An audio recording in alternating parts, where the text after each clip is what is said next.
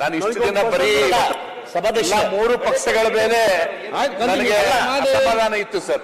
ಆದ್ರೆ ಇವತ್ತು ಸ್ಪೀಕರ್ ಸಾಹೇಬ್ರ ಸಹಿತ ಉತ್ತರ ಕರ್ನಾಟಕದಲ್ಲಿ ಕೊನೆಗೆ ನಮ್ಮ ರಾಯಚೂರು ಕ್ಷೇತ್ರದವ್ರಿಗೆ ಮಾತಾಡ್ಲಿಕ್ಕೆ ಅವಕಾಶ ಕೊಟ್ಟಿದ್ರಿ.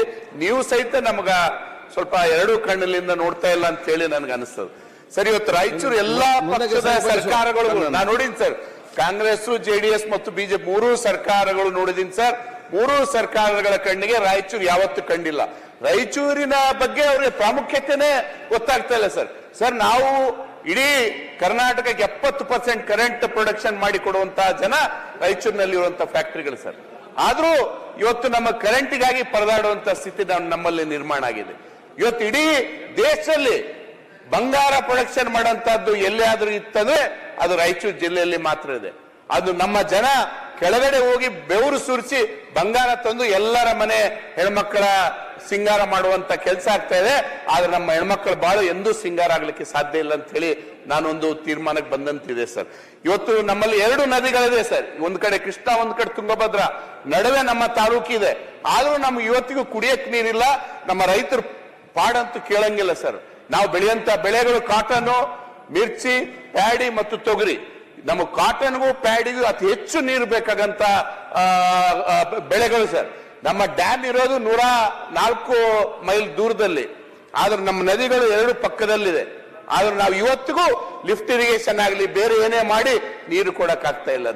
ನಾವು ಪ್ರತಿ ಸಾರ್ತಿ ಸರ್ ವರ್ಷ, ನಾನು ಇವತ್ತು 11ನೇ ವರ್ಷ ದಾಟಿ 12ನೇ ವರ್ಷಕ್ಕೆ MLA ಆಗಿದ್ದೀನಿ. ಪ್ರತಿ ವರ್ಷ ನಾವು ಮಳೆಗಾಲದಲ್ಲಿ ನಮ್ಮ ಕೆನಾಲ್ ಮೂಲಕ ನೀರು ತರಬೇಕಾದ್ರೆ ರೋಡಿನ ಮೇಲೆ ಕೂಡುವಂತ ಪರಿಸ್ಥಿತಿ ಪ್ರತಿ ವರ್ಷ ಮಾಡ್ತಾ ಇದೀವಿ ಸರ್ ನಾವು. ನನಗೆ ಗೊತ್ತೇ ಇಲ್ಲ. ಈಗಾಗಲೇ ಇರಿಗೇಷನ್ ಮಂತ್ರಿಗಳಿಗೆ ನಾನು ಕೃತಜ್ಞತೆ ಸಲ್ಲಿಸ್ತೇನೆ. ಇರಿಗೇಷನ್ ಆಕ್ಟ್ ತಂದಿದ್ದಾರೆ, ಅಮೆಂಡ್ಮೆಂಟ್ ಮಾಡಿದ್ದಾರೆ. ಅದಕ್ಕೆ ಅದು ಎಷ್ಟು ಮಟ್ಟಿಗೆ ಉಪಯೋಗ ಆಗ್ತದೆ ಗೊತ್ತಿಲ್ಲ. ಆದ್ರೆ ಆ ಇರಿಗೇಷನ್ ಆಕ್ಟ್ ಲಿಂದ ಏನಾದ್ರೂ ನ್ಯಾಯ ಸಿಕ್ಕಿದ್ರೆ ಅದ್ರ ಬಗ್ಗೆ ಸರಿಯಾದ ಕ್ರಮ, ಅಧಿಕಾರಿಗಳು ಸರಿಯಾದ ಕ್ರಮ ಕೈಗೊಂಡ್ರೆ ಅದು ರಾಯಚೂರು ತಾಲೂಕಿನ ರೈತರಿಗೆ ಸಿಕ್ಕಂತ ಆಗ್ತದಂತ ಹೇಳಿ ನಾನು ತಮ್ಮ ಮೂಲಕ ಸರ್ಕಾರಕ್ಕೆ ಒತ್ತಾಯ ಮಾಡ್ತೇನೆ. ಇವತ್ತು ಪ್ಯಾಡಿ ಬೆಳೆಯುವಂತ ರೈತರು ಸರ್, ಇವತ್ತು ಮಳೆಗಾಲ ಚೆನ್ನಾಗಿ ಆಗಿದೆ ಅಂತೇಳಿ ಈ ವರ್ಷ ನಮ್ಗೆ 50 ಚೀಲ ಪ್ಯಾಡಿ ಬಂದಿದೆ ಸರ್ ಎಕರೆಗೆ.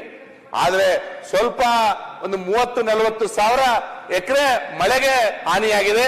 ದಯಮಾಡಿ ಸರ್ಕಾರದಿಂದ ಅವ್ರಿಗೆ ಅನುದಾನ ಕೊಡುವಂತೆ ಆಗಬೇಕು. ಮತ್ತು ತಮಗೆ ಗೊತ್ತಿರಲಿ ಸರ್, ಕಾಟನ್ ಇಂಡಸ್ಟ್ರಿ ರಾಯಚೂರಿನಲ್ಲಿ ಅತಿ ಹೆಚ್ಚು. ಇವತ್ತು ರಾಯಚೂರು ಕಾಟನ್ ವರ್ಲ್ಡ್ ನಲ್ಲಿ 5th ಕ್ವಾಲಿಟಿ ಕಾಟನ್ ಸರ್ ನಮ್ದು. ಮತ್ತು ಏಷ್ಯಾದಲ್ಲಿ ನಂಬರ್ 3 ಮಾರ್ಕೆಟ್ ಎಲ್ಲಾದ್ರೂ ಇದ್ರೂ ಅದು ರಾಯಚೂರಿನಲ್ಲಿದೆ. ಆದ್ರೆ ದುರದೃಷ್ಟವಶಾತ್ ಅದು ನಮ್ಮ ಸರ್ಕಾರ ಇರ್ಬೋದು, ಕಾಂಗ್ರೆಸ್ ಇರ್ಬೋದು, JDS ಯಾವ್ರಿದ್ದಾಗ ಮಾಡಿದ್ದಾರೆ ನಮಗೆ ಅದ್ರ ಬಗ್ಗೆ ಅಭ್ಯಂತರ ಇಲ್ಲ. ಅದು ಟೆಕ್ಸ್ಟೈಲ್, ಮೆಗಾ ಟೆಕ್ಸ್ಟೈಲ್ ಪಾರ್ಕ್ ಇವತ್ತು ಗುಲ್ಬರ್ಗದಲ್ಲಿ ಮಾಡಿದ್ದಾರೆ. ನಮಗ್ ಸಂತೋಷ, ಗುಲ್ಬರ್ಗದಲ್ಲಿ ಮಾಡ್ಲಿ ಸರ್. ಆದ್ರೆ ಗುಲ್ಬರ್ಗದಲ್ಲಿ ಮಾಡಿ ಅನೌನ್ಸ್ ಮಾಡಿ 3 ವರ್ಷ ಆದ್ರೂ ಅಲ್ಲಿ ಒಂದು ಇಂಡಸ್ಟ್ರಿ ಬರ್ಲಿಕ್ಕೆ ಸಾಧ್ಯ ಆಗಿಲ್ಲ. ನೀವು ರಾಯಚೂರಿನಲ್ಲಿ ಲ್ಯಾಂಡ್ ಅಕ್ವೈರ್ ಮಾಡ್ರಿ. ಇವತ್ತು MB ಪಾಟೀಲ್ ಸಾಹೇಬ್ರು ಇಲ್ಲೇ ಇದ್ದಾರೆ ಮಂತ್ರಿಗಳು. 690 ಎಕರೆ ಈಗಾಗಲೇ ಫಸ್ಟ್ ನೋಟಿಫಿಕೇಶನ್ ಆಗಿದೆ. ಇನ್ನು 1500 ಎಕರೆ ನಮ್ಮ ರಾಯಚೂರಿನ ರೈತರಿಗೆ ಕೈಕಾಲು ಮುಗಿದು ನಾವು ಲ್ಯಾಂಡ್ ಕೊಡಿಸುವಂತ ಕೆಲಸ ಮಾಡ್ತೇವೆ.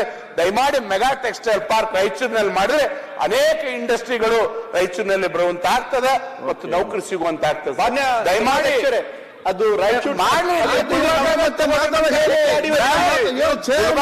ತಗೊಳ್ರೆ ನಮ್ದು ಏನ್ ಅಭ್ಯರ್ಥಿ ನಮ್ಗೇನು ಅಭ್ಯರ್ಥಿ ಇಲ್ಲ.